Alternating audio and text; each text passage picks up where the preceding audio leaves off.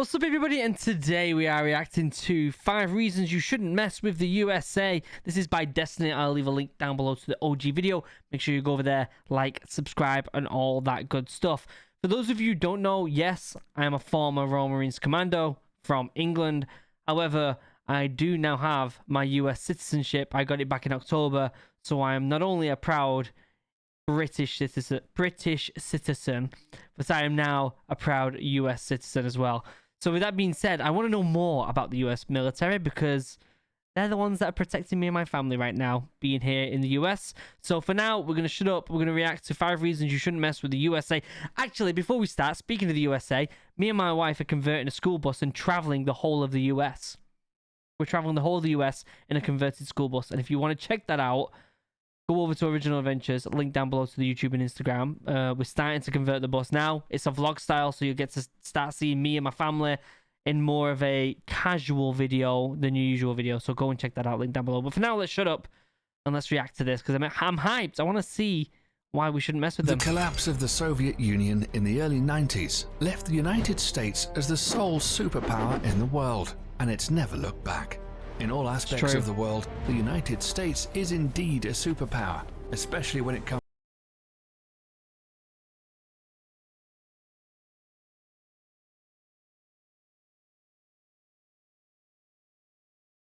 It's true, like the amount of money the US puts into the military is crazy. I've seen it firsthand. It is crazy.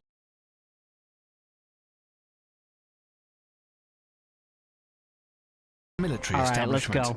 Tell me why. The United States Air Force is the strongest in the world. Yep. Not only in the number of operational aircraft, but also in technological superiority. The country currently operates a total of over 15,000 military aircraft, combining all the branches of the military service, including the US Navy, US Army, Coast Guard, and the US Marines. That's a lot. That's a lot of planes in the sky. Holy cow. I didn't know they had that many.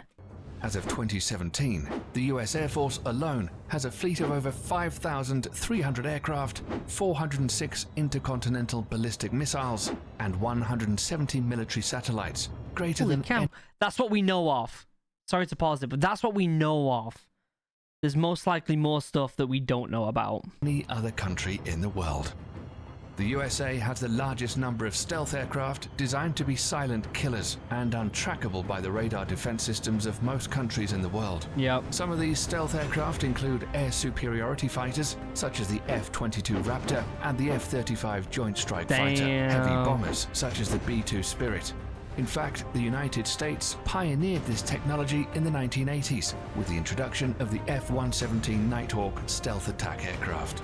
It's going to be one of the most unique designs of any plane ever, right?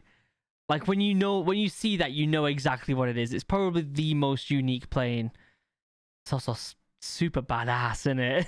Stealth aircraft are designed to avoid detection using a variety of technologies that reduce radar reflection from ground, sea, or air-based radar antennas, thereby reducing its radar cross-section, or RCS. Yep. This revolutionary technology allows a 5th-generation aircraft, such as the F-22 Raptor, with a max takeoff weight of 83,500 pounds, to have a radar cross-section of just 0.0001 meters squared, about the size of a bumblebee.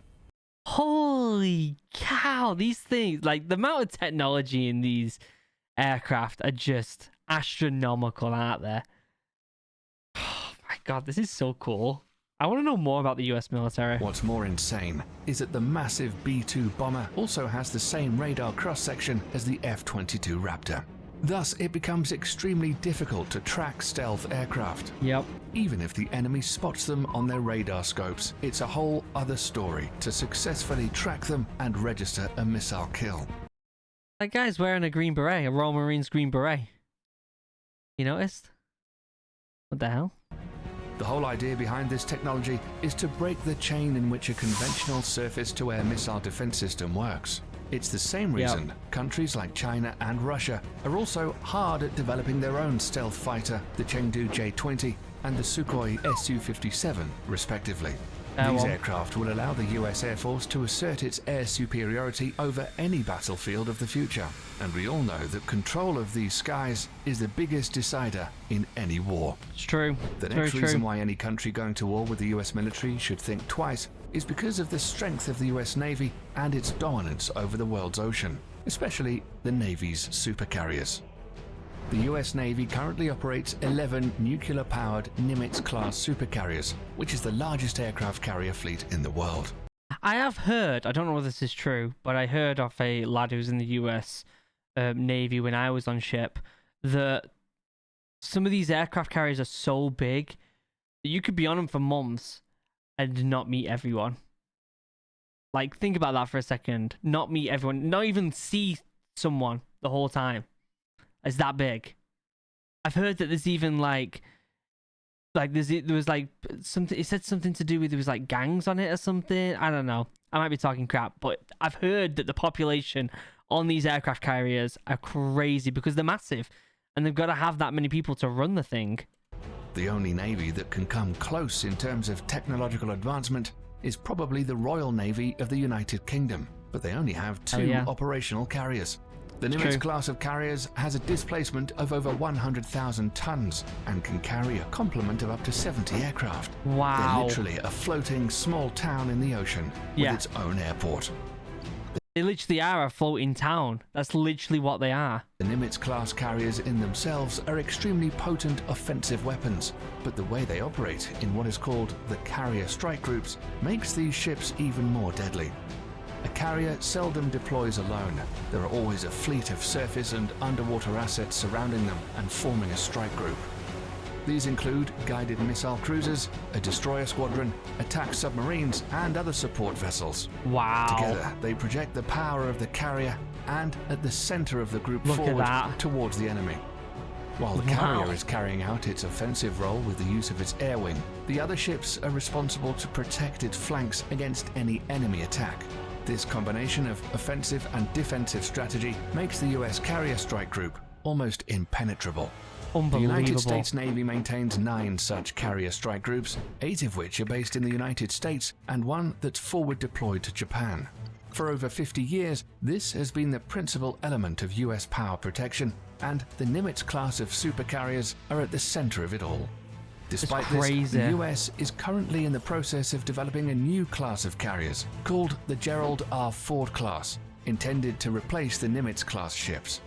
This new supercarrier will be even more technologically advanced and is expected to continue US dominance of the oceans well into the late 21st century. Damn. The third reason why you shouldn't fight the US military is their massive stockpile of nuclear and conventional intercontinental ballistic missiles, or ICBMs. The ICBM plays the role of the land leg in the US nuclear triad, along with the Trident submarine-launched ballistic missile, SLBM, and nuclear warheads carried on long-range strategic bombers.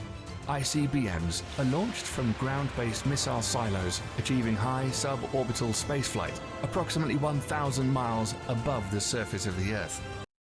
Holy cow. I tell you what, it makes you feel safe, knowing how big of the military is in the US. Excessively big. Some would even say that they get funded too much, which I don't know how. I don't know enough to get into that. But my days, it makes you feel safe from other countries. Like in the UK, I felt safe. We've got nuclear power over there. You know, our military is we might not have the biggest in the UK, but they're probably some of, if not the best trained military in the world. However, the US have not only incredibly well-trained soldiers, which, believe me, I've seen it firsthand, they are incredibly well-trained, but they also have an ungodly amount of military personnel, ships, aircrafts, weapons, missiles. This is just proving exactly what I already know, that the US is badass. The body of the missile then separates from the warhead, which re-enters the atmosphere and free falls to the assigned target at hypersonic speeds. The US military currently operates 400 ICBMs from its base in Wyoming, Montana, and North Dakota. The LGM-30G Minuteman III is the only type of ICBM that is currently operational in the US. The Minuteman III family of ICBMs were first developed in the 1960s as a response to the Soviet nuclear threat. Throughout the Cold War and beyond, these missiles have undergone constant modernization. Okay. In the last decade alone, the US military has undertaken $7 billion worth of upgrades. The rocket propulsion engines, the propellants used, the guidance system, and even that guy's got the Royal Marine Beret on. The rocket propulsion engines, the propellants used, the guidance... Look at this dude. He's got a Royal Marine Beret on with the globe and laurel. System, and even the flight control surfaces have all been refurbished. The upgraded missiles are completely different from its 1960s counterparts, except for the shell. These state-of-the-art improvements and modernization programs have kept the Minuteman III system operational for over 50 years, with improved reliability that supports the missile's remarkable 99% alert rate. Amazing. The latest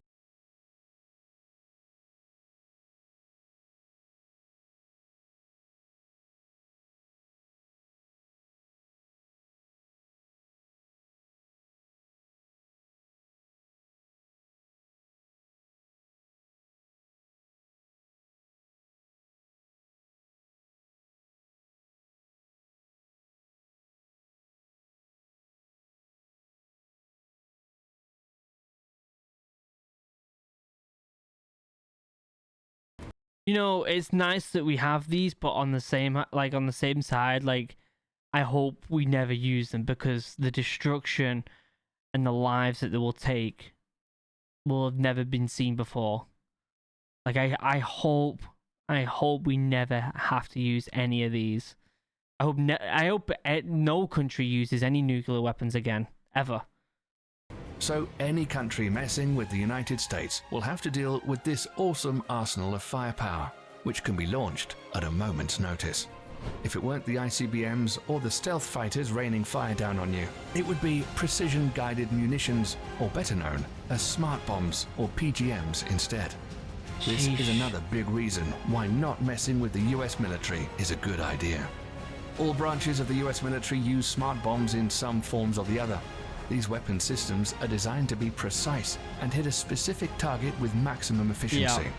These bombs are so effective that during the First Gulf War, PGMs comprised only 9% of weapons fired, but accounted for 75% of all successful hits. Yeah, I've heard of like how good these are at targeting. They are like pinpoint targeting, which is terrifying. It's absolutely terrifying.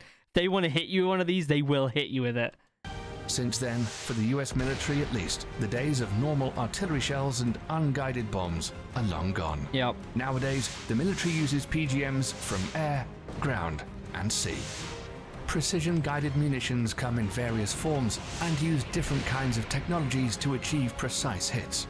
A large majority of PGMs use the Global Positioning System, or GPS, of satellites to guide their trajectory to target. However, sometimes this becomes a problem, as GPS coverage is not always reliably available everywhere across the globe, or bad weather conditions can hinder operations. Interesting. Thus, the Office of Naval Research, the Naval Surface Warfare Center, and the Army Research Laboratory have all coordinated to develop the first ever artillery-fired smart munition that will not use GPS guidance. The project is known as Moving Target Artillery Round, or MTAR for short.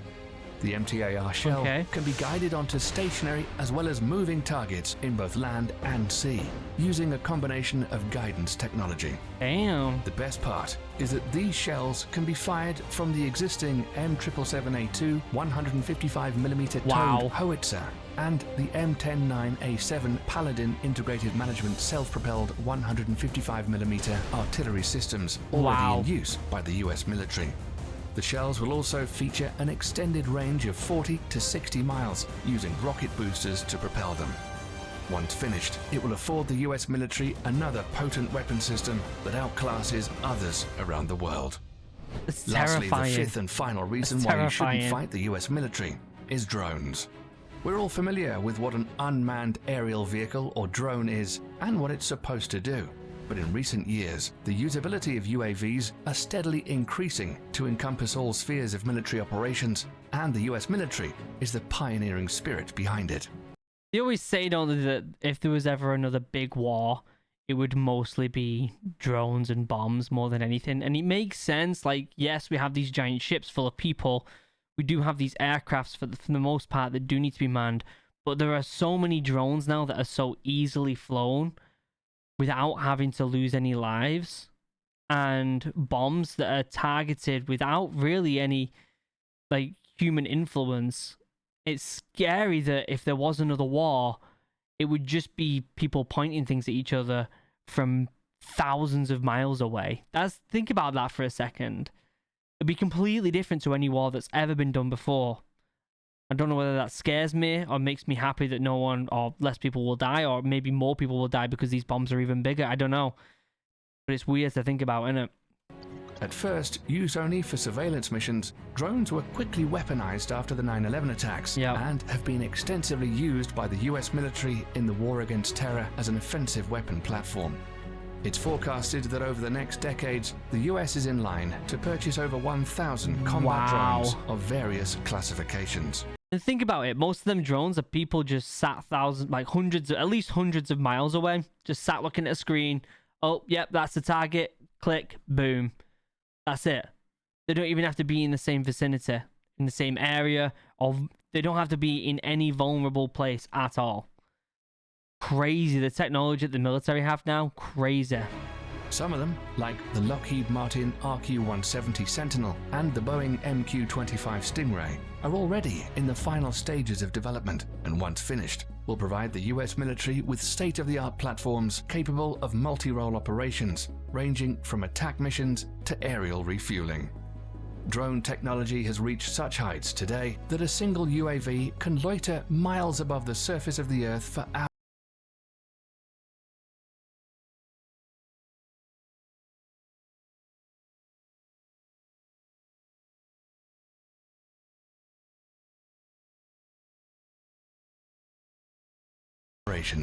The Spitfire? Is that a Spitfire? I think it is, isn't it? Fine with that. Look at the difference in technology, guys. I don't know if it is. I'm pretty sure it's a Spitfire, but if it's not, it doesn't matter. Look at the difference in technology there. And it's only going to get more advanced, which is scary. These 5 weapon systems make the US military extremely dangerous for any adversary looking to get into a conflict with them. Yep. In a conventional warfare setting, it's almost impossible to beat the US military machine. That's why modern enemies of the United States are employing more and more asymmetric warfare strategies against the mighty US military. Despite that, the US military juggernaut is hands down the most powerful military complex in the world today, and probably will be for decades to come. It's true. That's all we have for you today, folks. Thanks for sticking around till the end. If you liked the video and want to stay up to date on cool military stuff like this, then click the subscribe button. Definitely go over there. I'll leave a link down below. Go and subscribe and like the video and all that lot. It's scary, isn't it? It's scary what the technology has come to now compared to what it used to be. And I think it just goes to show that the US is, even though people say, you know, the US isn't necessarily the best country in the world anymore, which I don't really have an opinion on. I'm really enjoying being here, to be honest with you. The military power is still huge. I mean, you've got what? You've got, and I'm talking single countries, not stuff like UN and NATO and stuff like that. You've got China, whose technology is advancing way quicker than we want it to, and we've got Russia. They're the 2 other big players in this. And there's other handfuls, you know, like obviously Britain is still a powerhouse with the nuclear weapons they have, and there's a few other countries, but the big countries are the US, China, and Russia. And at the moment, the US is still ahead, but China is catching up so quickly, and that's scary. But watching stuff like this makes me believe that, you know, we're in a good place, and I feel like, you know, we're protected. And that's why I'm happy to raise my kids in. That's why I'm happy to stay here with my wife and not move to England, because I feel happy, content that we're protected by the amazing military personnel that are in the US, because the US military, shout out to you guys for being incredible people, because you truly are. I've seen you firsthand working, and you are exceptional. You are. Makes me proud to be an American, guys. Since October, I am now a US citizen. USA, USA, USA.